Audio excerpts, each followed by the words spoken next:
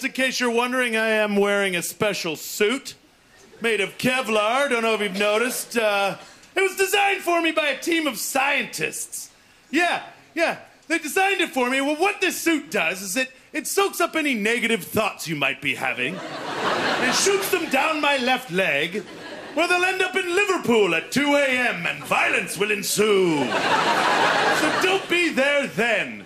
Tricky to get there in that time. But anyways, yeah, but you know, when the team of scientists first approached me to wear the suit, I won't lie to you, I was pretty excited. I thought, finally, clothes won't get in the way of my art.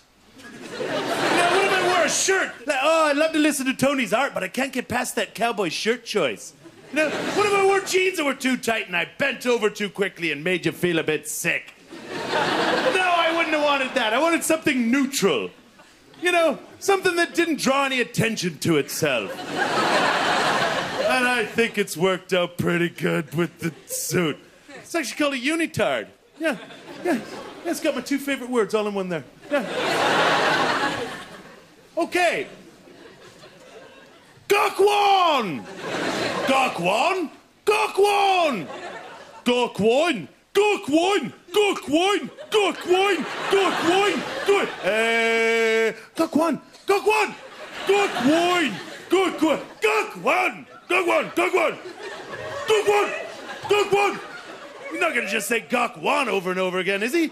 Gokwan! Gokwan! Gokwan! Gokwan! Gokwan! Gokwan! Gokwan! No, Gok! You lost! You see,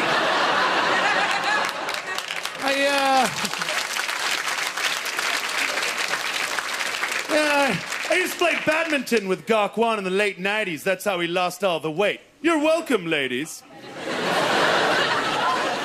Yeah, that's a brand new bit. I wrote that on the way here. Yeah, I took the tube. And I slept most of the way. So I didn't have a lot of time to spend on it. Basically, it just said, Gokwan. See what happens. And there we have it. Actually, you know what? You know, after people have seen me do stand-up comedy, usually the first thing they say to me is, Tony, you don't know how to do it right. But the second thing they often say to me is, Tony, have you got any ideas of what else you'd like to do? And I always say, there's the money shot. Okay. Yeah, that's right. Now, you know, I don't care because I've written a motion picture film and it's already been picked up in Hollywood. This is actually my last ever gig, so you're welcome. And yeah, I thought it was in the diary. Thought I'll do it. So I'm just gonna read you a bit from my movie. It's pretty mainstream stuff, but I think it's gonna go down pretty great. Just do a little clip from it. Okay, here we go. It's pretty powerful, so you know, it's powerful stuff. Okay. Who are you? Wrong question. You should be asking, why am I? All right, then. Why am I? No, you're supposed to ask, why am I? You guys just, why are you? Oh, right, sorry, got confused. You sure this is written down? Yeah, no, this is how the script's supposed to go. What, even all this conversation right now? Oh, yeah, no, it's all in it. You know what threw me out? What? Our voices are exactly the same. Yeah, I found that a problem, but, you know, that's how they cast it. Yeah, okay, let's get started, okay. Who are you?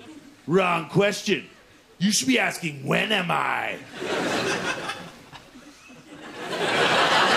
Sorry, fucked up. No, it's just, you know, because you made the mistake. Yeah, that can happen. Feels like they're trying to pad this film out with a lot of dialogue. So there should be some action. Yeah, you're right about that.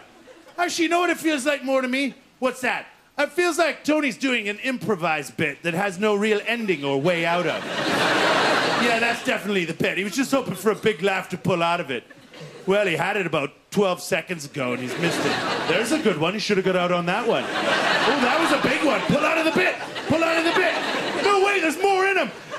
You're standing up there pulling the handle on the slot machine. You just want to get more. You should have pulled it out of the bit. Look, and I told you. What? No, you're talking. There's no more laughs.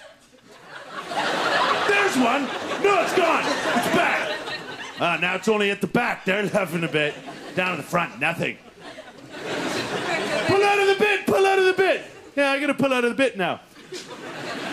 But boy, what a day I've been having today. All right, clearly that's a lie. But it was true to me once. And what's wrong with that as a way of getting into your next bit of stand-up comedy? It was true to me. So let's all use the power of our imaginations and travel back through time and space to the day when this was true and significant enough for me to remember it, to tell it back to you, strangers in a room. It was 9 months ago. Tony, that's too far back. Try harder. In a place called North London. We can't imagine such a place.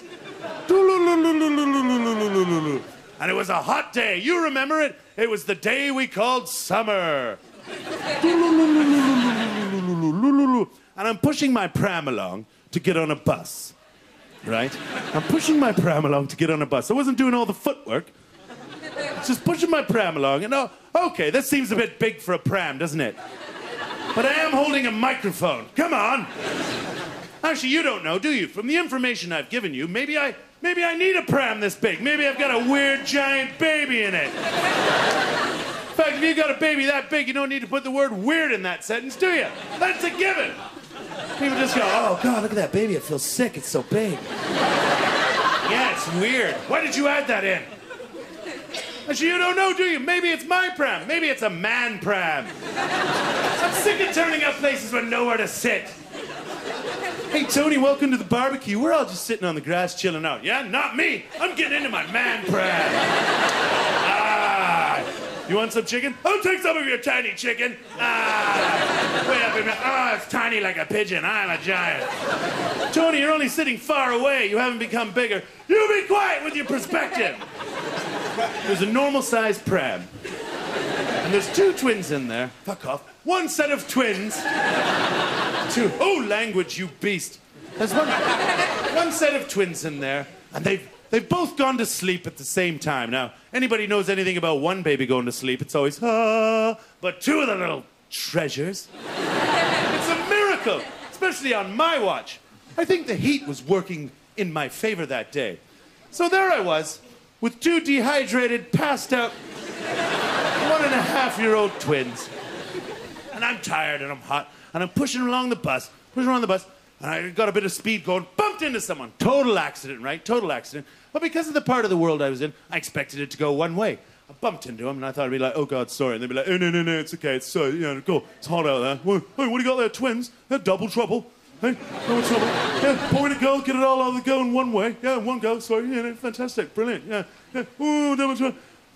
It's hot. Yeah, have my seat. Something like that. That's how I imagine it to go. Right? But no, it didn't go down that way at all. I bumped into them, and they used on me what I think is the greatest put-down in all of language. You can't come back to it. It's perfect. I bumped into them, they just turned to me, and they just went...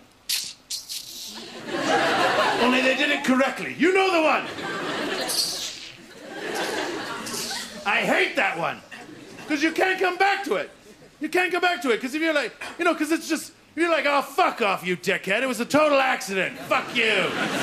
They've only done a sound. You've done all that swearing. Oh, what an arrogant prick. I gotta do something, say something. And I thought, no, you can't do anything, Tony. You're a mature man now. You've got 2 children there. You've got to leave it alone. You've got to do nothing in exactly the same way you would have done nothing before you had children, due to cowardice. Just let it go. It's worked out. And I thought, no, I've got to do something. This is what all my training has been about. 12 years as a stand-up comedian. Doesn't seem like it, but sometimes. Dig deep in your toolbox, Tony. You've done those gigs where it's mainly stag and hen do's. Admittedly, you come off second best every time, but you see how the other comedians do it. You must have learned something. Come on, Tony, dig deep. You opened for strippers before. You're against that ethically, but damn it, you needed the money. Come on, Tony. Dig deep. You thought you were doing a cruise. It was a ferry. Come on, Tony. And then the idea came to me. It was so... Like, rarely in life do you ever get an idea that good. It just popped out of my head, just hovered above me, looked down at me and reassured me. It was that good. It just went, hey, Tony, everything's gonna be A-okay. Are you sure? Oh, yeah. I'm the best idea you've ever had. It's gonna go very well for you. Everyone in this bus is gonna stand up and cheer you off the bus. There's gonna be a standing ovation. There'll be a parade for you when you get off. Wrong music. Shut up, there was no time to book it. You wouldn't be on an elephant otherwise. Good point, I'll stop my whining. And then the idea just popped back into my head. And I was so filled with confidence, I thought, wow, you fucked with the wrong guy today. Wow. Because I've just invented a new cultural put-down that's going to be used throughout the ages. And it's happening to you right now. And then I had to make eye contact with him, which is hard to do because he was very, very arrogant indeed.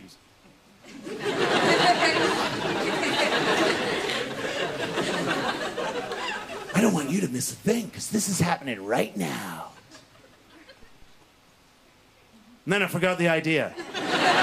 As easily as it had come to me, it had gone. And I thought, oh, think of something. Do anything, Tony. Do anything. You've got his eye contact. Don't let him get away with it. And then I looked down. My son was looking up at me with doughy eyes. We'd done some baking that day.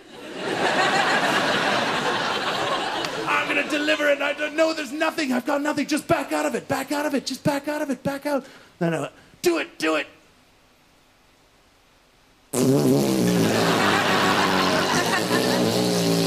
Everyone on the bus was embarrassed. They were moving upstairs.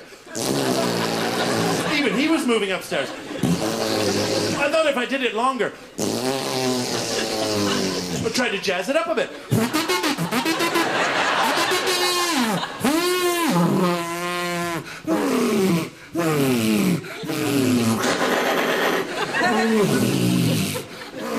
We got bogeys, 12 o'clock, here comes Jerry.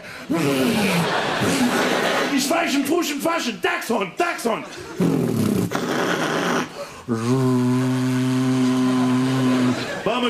Bomber command, this is your upper middle class pilot speaking. That's the only way I can fly this plane in this day and age, what with the class system and all. He's fucking right, I'm the rear gunner, I'm 5'2" and I'm malnourished. I'm the only one who can fit in this tiny fucking compartment. Boy, we're getting a lovely cross-section of the war effort here. Yeah, I'm the fucking bomb aimer, and normally I can do this accent better, but I'm all bent over and my throat's all jammed up. I've been hit. Everyone around me's been incinerated, and they've all died, which is lucky. Now the narrative is much easier to follow. It's one character. I'm parachuting over northern France. I hope I land safely in that farmer's field, and he's connected somewhat to the French resistance. Ah, that's safely. Hello, I'm with the French resistance. This is my farm. That's lucky for you. Yes, I'd say so. Maybe you'd like some cake in the morning? Why not? It's okay. Yes, it's a bit random, but okay. Yes, that accent's really terrible. Well, I have to think they're all bad. No, you weren't there.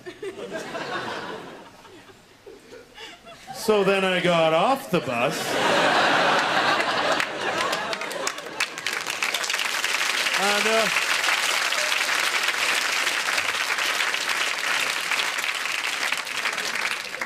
yeah, that's some sort of record for the longest get off the bus joke. You've been very kind. Thank you very much indeed. Ladies and gentlemen, Mr. Tony Lord!